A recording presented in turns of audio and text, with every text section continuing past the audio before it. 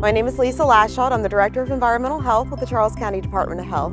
Today I'm here to talk to you about rats. Rats are native species to the state of Maryland and to Charles County. There are two major rat groups that are present in Maryland and the county. That includes the Norway rat, which is also called the brown rat, and the roof rat, which is called the black rat. The notable difference is that the black rat lives high up, so it likes roof lines and trees. The Norway rat tends to be on the ground, but the Norway rat actually nests around foundations. Things like sheds and walkways, you'll find it. Rats in general tend to be an apprehensive species, so they're very difficult to capture. They're not curious like a mouse is. Rats like predictability. That's why when you're going to do an inspection for a rat, you really want to look for rub marks along your foundation walls. It'll be a black oily type substance. They tend to run the same track along a linear line as part of their home range for food and for nesting.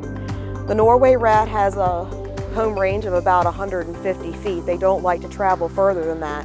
The black rat's somewhat similar. They're about 1,076 square feet that they will travel. So you want to make sure when we're dealing especially with Norway rats, which is the most common rat species, that you look at your food sources and you look at nuisance control, property maintenance issues. So you want to make sure that you're not creating nesting areas by having tall grass or wood that's stacked up or dark corners and an overgrown shrubbery. You want to make sure that you're looking for areas where there's burrows, there's holes in the ground. If you have any openings in your house, you want to make sure that you close those up with no more than a 1/4 inch mesh screen, metal, sheet metal, masonry. Rats chew through expansion foam and they use it as nesting material, so you want to make sure that you don't use that type of material. You want to make sure that you're evaluating your garbage storage situation. Make sure they're using metal cans and that they have tightly fitted lids, because rats can't chew through metal, but they can chew through plastic. So you don't want to provide them with an easy food source. Another easy food source is compost piles. You want to make sure that you're only using things like grass cuttings and leaves in your compost pile. You don't want to be using food scraps because that actually feeds the rats. You're also going to want to make sure that you evaluate, if you have pets, the feeding situation and the waste control situation. That you make sure that once you're done feeding your animal that you collect all the food and you dump that, so there's not an easy food source or an easy water source for the rats. You also want to make sure that daily you're picking up the manure from your animals, because they'll also eat that. In regard to pest control, you can use poisons, bait boxes, you can use physical means such as rat traps. We always recommend that you contact a professional exterminator because, as I said, rats are an apprehensive species. They're sometimes very difficult to capture. You can effectively do rat control. However, in about a month, if you don't take on the nuisance issues on your property, the conditions that support the rats to nest and to stick around, that population will return. So it is a coordination between your management of your property, keeping things neat, tidy, not overgrown, looking for those nesting areas, and also providing the pest control means through a professional exterminator to eradicate the condition. It means in neighborhoods that we take on a collective approach so that rats are not able to stick around and to go from one property to the next. If you do have wood piles, as we recognize that people do burn wood this time of the year, especially as the winter's approaching, you want to make sure that you're keeping that 18 inches off the ground so you can actually inspect and make sure that you're not having a nesting problem around that wood pile. So the key to rat control really is a coordinated approach and patience and monitoring, and making sure that if you do take on physical and chemical pest control means that you know what you're doing, you do the research. And the Maryland Department of Agriculture has wonderful resources for homeowners dealing with any sort of pest issue. They have a homeowner's manual that you can get from the MDA, the Maryland Department of Agriculture site. They also have a professional rodent control manual that pesticide applicators use to study for their exams. Thank you very much for your time and attention to this.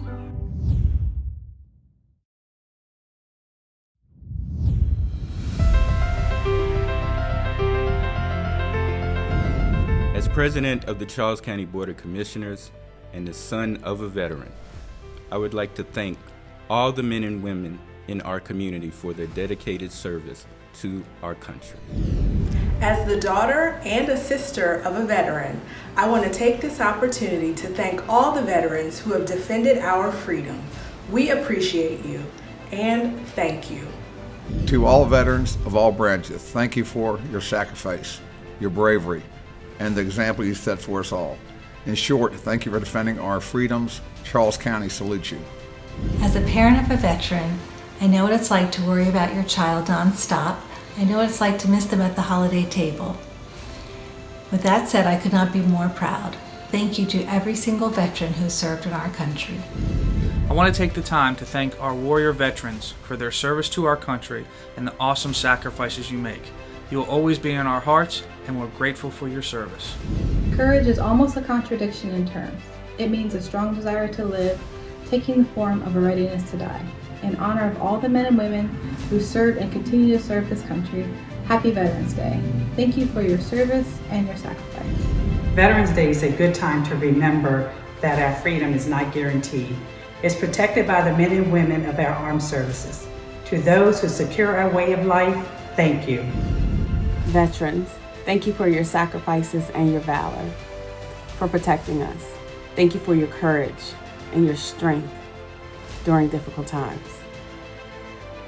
Thank you for protecting this nation. Hello, my name is Marylin Regan, and I'm the acting chairman for Charles County Commission on Veteran Affairs. As a third-generation military veteran myself, I could not allow this day to pass without acknowledging all of our brave veterans across the globe. I'd like to thank all of my fellow veterans for their selfless sacrifice and service to our country that preserve our freedom. Thank you.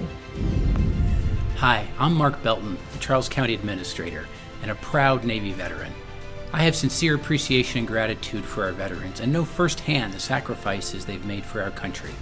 I'm proud of my service and use this opportunity to salute all of you on this Veterans Day.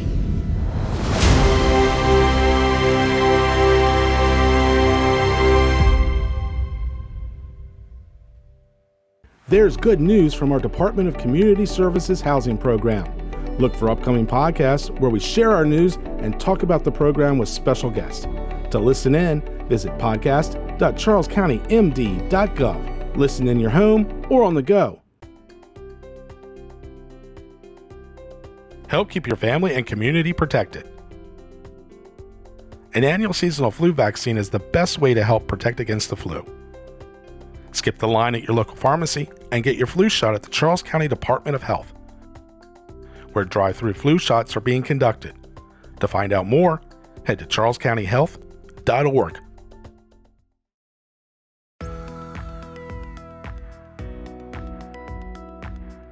Hi, I'm Terry Bell Harris with According to the Word Church over here in La Plata at the Willing Helpers Hall. I want to thank the Charles County Department of Health for providing support and financial aid through the Charles County CARES Act grant, which helps underserved families in our community during this pandemic. Thank you so much.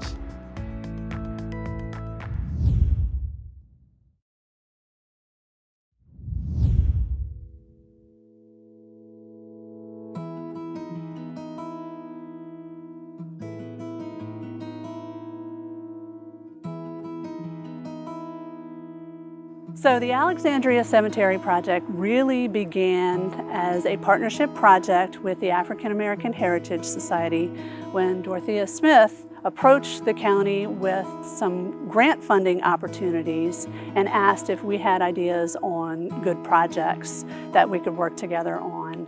And the Alexandria Cemetery project came to mind because there was a strong association with one of the founders of the African American Heritage Society, William Diggs. And Mr. Diggs was a very well-known and active educator and historian who did so much to document the legacy of slavery and its aftermath in Charles County.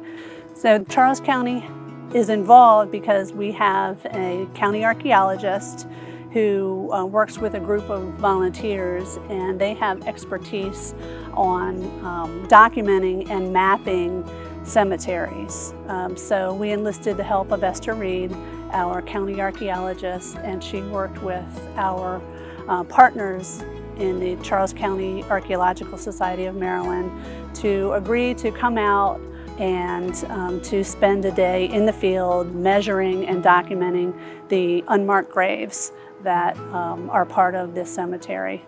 We are in the cemetery that's associated with Alexandria United Methodist Church, which was known as Alexandria Chapel. It's a historic black church, one of the early Methodist churches founded in Charles County after emancipation. The two that started this church, it was called Jordan Chapel. It was William Jordan and his wife Elijah.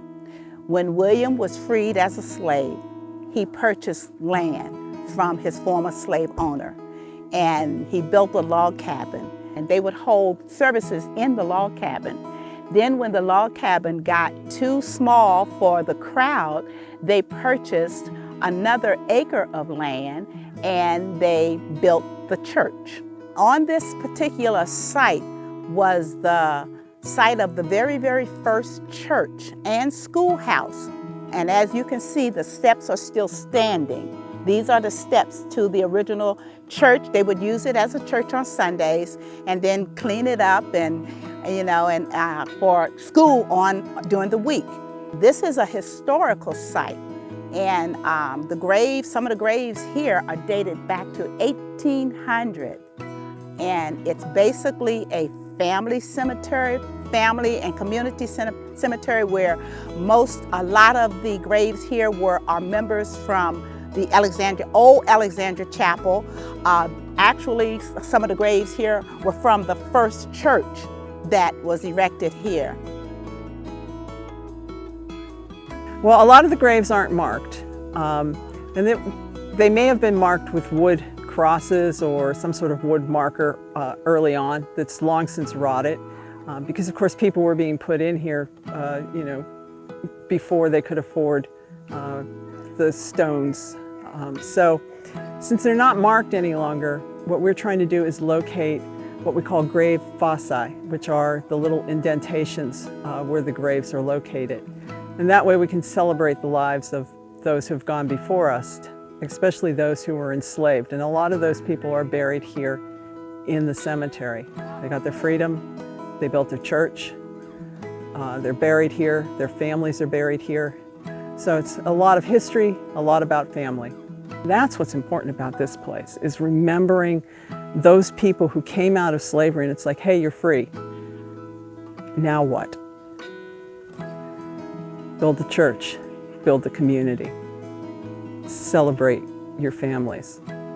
So the significance is we have family members still worshiping at Alexandria Chapel who are descendants of these slaves, of these ancestors that have passed on, and they don't even know where their graves are. So this will be a memorial, a time of heritage, a time of ancestry, and a time to just have a memory. And eventually, we plan to have grave markers and a memorial here to honor those who have deceased. Well, the significance of this entire project, historically, culturally, whatever you want to say, is to leave the information for the generations that have come before us, the present and the future generations, because the history is being lost. It's not being told. And if we don't tell it now, no one will know about it. And like I said, from when we grew up, and even with Mr. Diggs, you learned about what was left behind. I still say the legacy. It's all about the legacy left behind. And these young people will see what people did who had little nothing, and what they went through, and what they were able to accomplish. And if they could do this, what about you? Applying for jobs with Charles County government is now easier and more efficient. Visit www.charlescountymd.gov for more information.